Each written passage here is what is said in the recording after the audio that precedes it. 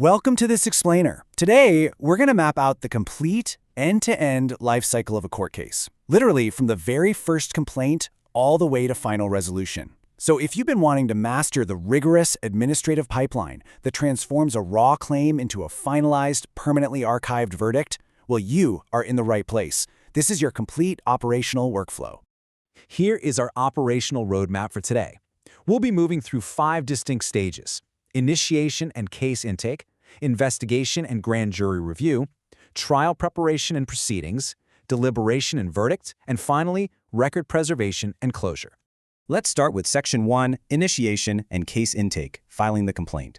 Our workflow begins with the primary catalyst of the entire process, receiving that initial complaint and officially establishing the case file. Now, an official case doesn't just instantly jump to a trial. It initiates with documenting a trespass via a sworn affidavit. But standard procedure actually requires offering an invitation to an ombudsman for arbitration first. It's only if that arbitration fails to produce a resolution that the claimant brings their documented evidence to the court clerk to formally open the docket. And you might be wondering, why such a strict intake procedure? Well, it acts as a vital administrative filter. For example, processing a Service Member Civil Relief Act form to verify military status is absolutely crucial. Courts have to exercise complete due diligence in correctly identifying the parties, their status, and their nature, entirely without bias, before a case can legally move forward. Moving right along to Section 2, Investigation and Grand Jury Review, the grand jury phase.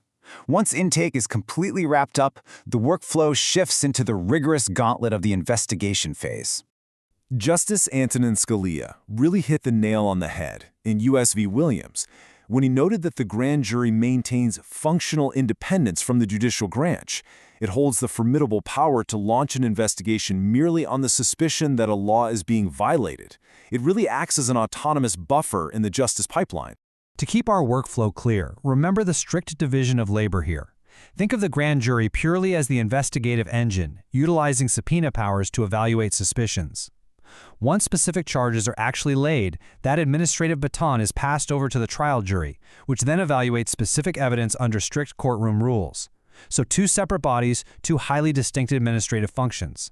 Now for Section 3, Trial Preparation and Proceedings, Open Courtroom. With the investigation finished and presentments formally made, we transition out of the grand jury and into the open court. Before a single word of testimony is spoken, a very precise administrative setup has to happen. The marshal at arms secures the physical space, the clerk ensures every piece of paperwork is present, and the bondsman ensures the evidence is locked in. Only after all that does the justice verify the officials and actually hit record on the official court proceedings. During the trial itself, the sequence builds completely chronologically. The justice opens up by stating the facts of the case on the record. Then, the burden of proof requires the claimant to present their evidence, followed directly by their witnesses. Finally, the accused is given the floor to testify and explain their side of the story. Throughout all these testimonies, the justice's primary job is fiercely protecting due process. Actually, scratch that. It's really about being a strict referee.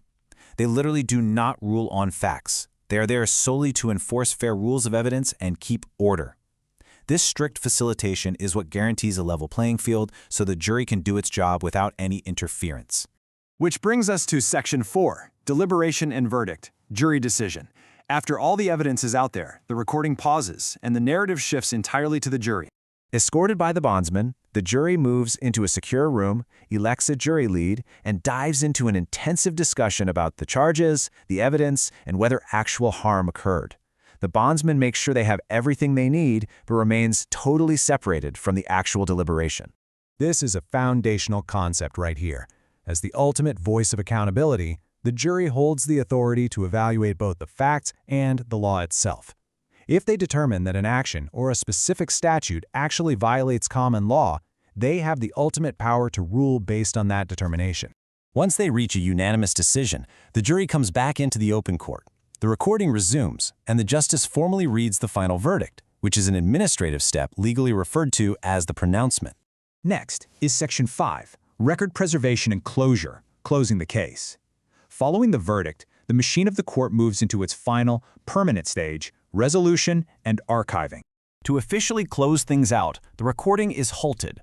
The bondsman securely seals all the case documents and hands them straight over to the clerk. The clerk then processes that paperwork, preps the final orders signed by the justice, and makes absolutely sure they are formally mailed to all parties via registered mail with a return receipt. Finally, these meticulously preserved records are securely archived. Ensuring the court's actions remain transparent and accessible for long-term review is paramount. Standard procedure actually dictates that cases older than 10 years are systematically reviewed over time to ensure administrative justice and precedents are thoroughly maintained. And finally, Section 6, Summary, the Big Picture. Let's take a quick step back and look at the workflow we've just mapped out together. From that very first complaint to the final sealed archive, every single step is a deliberate mechanism designed to protect due process. It's honestly a brilliant administrative sequence that relies on distinct, separated roles: clerks, marshals, bondsmen, juries, and justices, all acting as natural checks and balances upon one another. A functioning court process depends upon due process, accurate records, reliable evidence, impartial juries, and accountability at every stage. But ask yourself, if even one of these administrative links breaks down, does the system deliver justice or just a verdict? Thank you for joining me for this explainer.